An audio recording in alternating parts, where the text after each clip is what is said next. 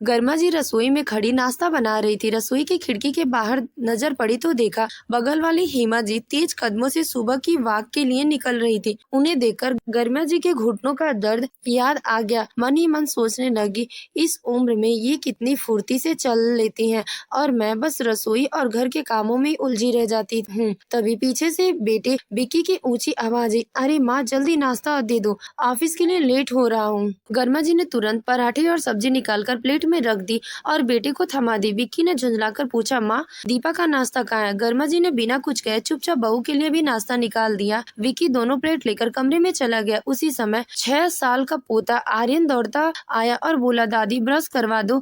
गर्मा जी पोते के साथ लग गयी। थोड़ी देर बाद विक्की ऑफिस जाने से पहले बोला, माँ कल पार्टी से देर आए थे तो दीपा नाश्ता करके फिर से सो गई। आज भी वो 12 बजे तक उठेगी, इसीलिए आप उसका खाना बनाकर रख देना। ये सुनकर गर्मा जी का चेहरा उतर गया। गांव से शहर आकर रहने के बाद से ही उन्होंने महसूस किया कि उनकी बहू उन्हें जरा भी सम्मान नहीं देती है। पहले तो दीपा फोन पर गर्मा जी से बड़े प्यार से बात कर लिया करती थी, लेकिन शादी के बाद उसका रवैया बदल गया। अब उसका व्यवहार रूखा हो गया और वह ज्यादातर घर का काम अपनी सास से ही करवाती थी। गर्मा जी ने तो सोचा था कि वो बहू की मदद कर दिया करेगी ताकि उसे उसके साथ रहने में कोई असुविधा न हो, मगर शहर आने के बाद उन्हें महसूस हुआ कि घर गृहस्थी का सारा बोझ अब उन्हीं के कंधों पर है। ऊपर से 6 साल के पोते आर्यन की देखभाल भी पूरी तरह से उन्हीं को करनी पड़ती थी। सुबह से अब तक गर्मा जी ने एक कप चाय तक नहीं पी थी। तभी आर्यन नाश्ता मांगने लगा। उन्होंने जल्दी से उसे पराठा और सब्जी परोस दी तो वो रोते हुए बोला, नहीं मुझे मैगी खाना है। गर्मा जी को मैगी बनाना नहीं आता था।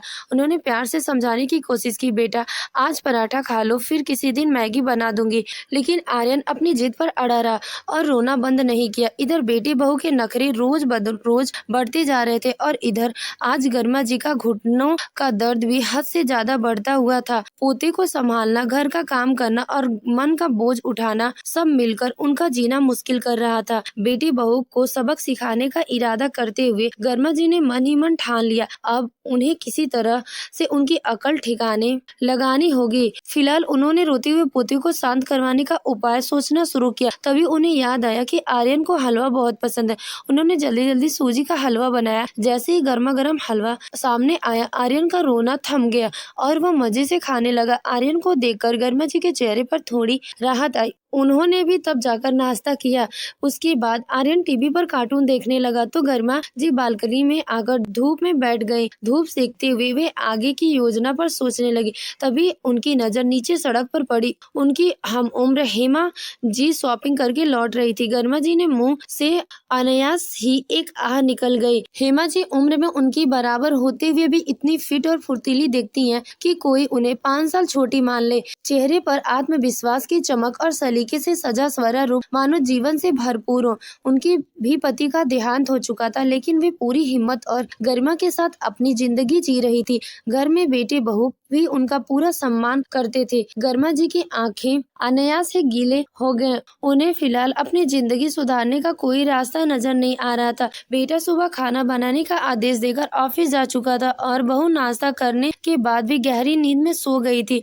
उनके मन की बेचैनी लगातार बढ़ती जा रही थी। आज तो दोपहर का खाना बनाने का भी मन नहीं हो रहा था। उन्हें बार बार यही एहसास हो रहा था कि शायद बेटा उन्हें गाँव से सिर्फ इसलिए शहर लाया है ताकि वे नौकरानी की तरह घर का सारा काम करे, पोते को संभाले और सबके लिए खाना बनाए। घर की दीवारें आज उन्हें घुटन देने लगी थी। वे बालकनी से उठकर हॉल में आई तो देखा आर्यन अपनी माँ के पास जाकर सो गया। उन्होंने अपना नाश्ता उठाया और धीरे धीरे कदमों से बढ़ते हुए घर से बाहर निकल गए। नीचे छोटे से पार्क में जाकर एक बेंच पर बैठ गई। लगभग आधा घंटा बीत गया। तभी उनके कंधे पर किसी के हाथ का एहसास सा स्पर्श महसूस हुआ। वो चौंकर पीछे मुड़ी तो देखा पीछे हेमा जी खड़ी थी। हेमा जी को देखते ही गरिमा जी उठने लगी तो हेमा जी ने हाथ पकड़कर उन्हें बैठा दिया और बोली, अरे बहन जी बैठिए ना, खड़ी क्यों हो रही हैं? इतना कहकर वे भी बगल में बैठ गई और पूछने लगी, क्या बात है? वैसे तो आप कभी बाहर दिखाई नहीं देती है, लेकिन आज देख रही हूँ कि काफी देर से यहाँ गुमसुम बैठी हैं। कोई परेशानी है क्या? हेमा जी के प्रभाव भरे शब्द सुनकर गरिमा जी का मन पिघल गया। उन्होंने धीमे स्वर में कहा, क्या बताऊं बहन, बुढ़ापे में तो समस्याएं लगी रहती हैं। हेमा जी ने हल्का सा मुस्कुराई और बोली, यही तो पूछ रही हूँ, हम उम्र में एक ही पड़ाव पर खड़े हैं तो अपनी बातें आपस में बांट सकते हैं ना। उनकी बात सुनकर गरिमा जी के होठों पर हल्की सी मुस्कान आ गई। वो बोली, आप वाकई किस्मत वाली है जो आपके बेटा बहू आपका इतना सम्मान करते। मेरे घर में तो मेरी कोई कदर ही नहीं है। बुढ़ापे में भला कौन किसी की इज्जत करता है। हेमा जी की आंखों में आत्मविश्वास चमका। वो बोली, सबसे पहले हमें अपनी कदर खुद ही करनी पड़ती है बहन। अगर हम खुद को महत्व नहीं देते तो फिर कोई और क्या देगा। मैंने तो शुरुआत में ही अपनी एक व्यवस्थित दिनचर्या बना रखी है। सुबह वॉक पर जाती हूँ, फिर योगा क्लास, समय से नाश्ता करती हूँ, समय से खाना खाती हूँ और हाँ, घर के कामों में बहू की मदद भी करती हूँ। हेमा जी आगे बोली, इस तरह से मैं फिट और एक्टिव रहती हूँ। लेकिन अगर मैं खुद के बारे में ना सोचूं तो लोग या तो मेरा फायदा उठाएंगे, फिर मुझे बोझ समझकर ताने देते हैं, और अगर मैं सिर्फ बच्चों पर बोझ ना बनने की सोच में उलझी रहूं तो बस इस्तेमाल होती रह जाऊंगी। इसीलिए बहन, हमें खुद को भी नजरअंदाज नहीं करना चाहिए। गरिमा जी हैरानी से उन्हें देखती रही। ऐसा लग रहा था कि मानो हेमा जी उनकी कहानी सुना रही हो। उन्होंने भी तो यही किया था। बुढ़ापों में बच्चों के घर में खुद की जरूरतें साबित करने के लिए उन्होंने और भी ज्यादा काम करना शुरू कर दिया था ताकि कोई उन्हें बेकार ना समझे। इस कोशिश में उन्होंने अपने स्वास्थ्य को पूरी तरह नजरअंदाज कर दिया। नतीजा ये हुआ कि आज वो घुटनों के दर्द से परेशान।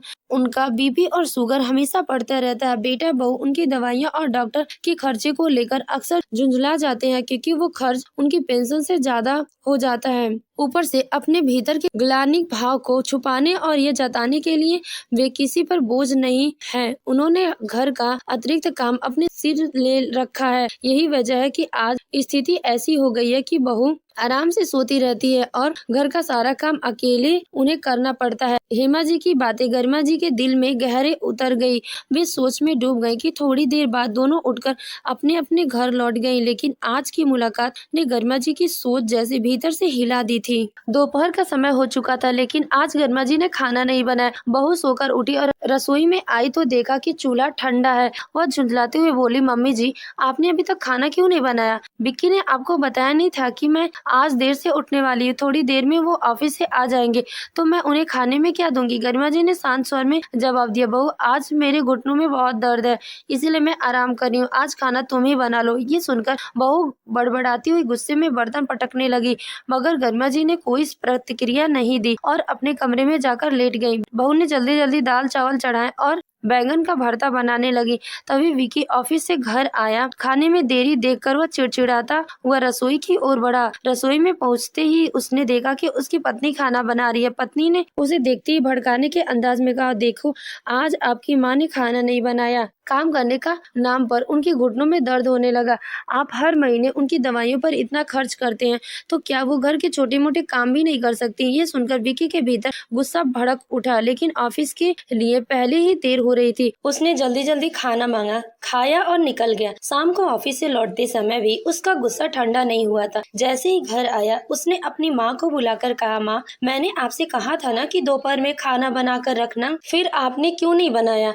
आप हमारे साथ रहती हैं तो इतनी सी मदद भी नहीं कर सकती क्या? गरिमा जी ने हल्की मुस्कान के साथ जवाब दिया, नहीं बेटा, मैं तो इससे भी ज्यादा मदद करना चाहती हूँ, लेकिन बात यह है कि मेरे घुटनों का दर्द बहुत बढ़ गया है और वैसे भी दवाई का खर्चा पहले से ज्यादा आता है। मैं तुम्हारी जेब पर और बोझ नहीं डालना चाहती हूँ, इसीलिए मैंने एक फैसला किया है। विक्की हैरानी से माँ को देखने लगा। उसने आज तक इन्हें इस अंदाज में बात करते नहीं सुना था। गरिमा जी आगे बोली, देखो बेटा, मुझे पता है कि मेरे बड़े खर्चे को लेकर तुम परेशान हो। मैं खुद भी दवाइयाँ खा खा कर थक गई हूँ, इसीलिए मैंने तय किया है कि अब मैं योगा क्लास जाऊंगी। उसका खर्च अपनी पेंशन से खुद उठा लूंगी। इससे मुझे तकलीफ भी कम होगी और तुम्हें भी बार बार मुझे डॉक्टर के पास नहीं ले जाना पड़ेगा। तभी बहू बीच में बोल पड़ी, आप योगा क्लास जाएंगी तो घर के काम कौन करेगा? गरिमा जी ने हल्की मुस्कान के साथ कहा, बहू, घर का काम तो तुम पहले भी करती थी तो अब भी कर लेना। मेरे घुटनों का दर्द ठीक होते ही मैं फिर से तुम्हारी मदद करने लगूंगी, लेकिन अगर मैं खुद का ध्यान नहीं रखूं तो कल को बिस्तर पकड़ लूंगी तो तुम्हारी परेशानी और बढ़ जाएगी,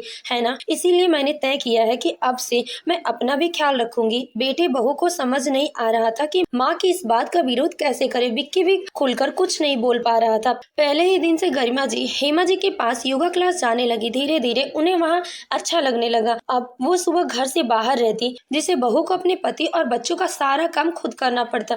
नाश्ता करके गरिमा जी बालकनी में बैठकर अखबार पढ़ती। जब बहू उसे कोई भारी काम करने को कहती तो वो मुस्कुराकर कह देती, अभी मैं इतना भारी काम करने लायक नहीं हूँ। उसके बदले वे शाम की चाय बना देती, सब्जी काट देती या खाना बनाने में हाथ बटा देती। उन्होंने अब खुद तय करना शुरू कर दिया कि वो कौन सा काम कर सकती हैं और कौन सा नहीं। उनकी इस नई आदत से बहुत चिढ़ रही थी, लेकिन गरिमा जी में सकारात्मक बदलाव साफ दिखाई देने लगा था। अब गरिमा जी खुश रहने लगी थी। योगा करने से उनकी चालाकी में गजब का आत्मविश्वास आ गया था। धीरे धीरे उनकी सेहत संबंधी परेशानियां भी कम हो रही थी और चेहरे पर एक नई चमक लौट आई। घर के कामों का बोझ कम होने से वे अपने पोते के साथ ढेर सारा समय बिताने लगी थी। कभी कभी उनके साथ खेलती तो कभी कहानियां सुनती। पहले जब वे चुपचाप घर में नौकरानी की तरह काम करती रहती तब उन्हें दबाया जाता, लेकिन जैसे ही उन्होंने विरोध करना शुरू किया उनका व्यक्तित्व भी खुलकर सामने आने लगा। हालांकि बहू अभी भी उनसे रूखा व्यवहार करती थी और बेटा भी कुछ खींचा सा रहता था, मगर गरिमा जी को अब इन बातों से कोई फर्क नहीं पड़ता। उनका स्वास्थ्य अच्छा था, वे अपने समय का उपयोग अच्छे कार्यों में करती थी और मन में सुकून के लिए कभी कभी घर के कामों में भी मदद कर देती थी। उनके लिए इतना ही काफी था। वे समझ चुकी थी कि दूसरों को खुश रखते रखते जिंदगी गुजर जाएगी और इस चक्कर में वो कभी खुश नहीं रह पाएंगी। देर से ही सही उन्होंने ये फैसला कर लिया था कि जीवन की संध्या में उन्हें अपने लिए भी सोचना चाहिए। दोस्तों, उम्र चाहे कितनी भी हो, अगर कोई आपका फायदा उठाए तो उसका विरोध जरूर करना चाहिए। तो दोस्तों, आपको हमारी कहानी कैसी लगी कमेंट बॉक्स में अपनी राय जरूर दें। धन्यवाद।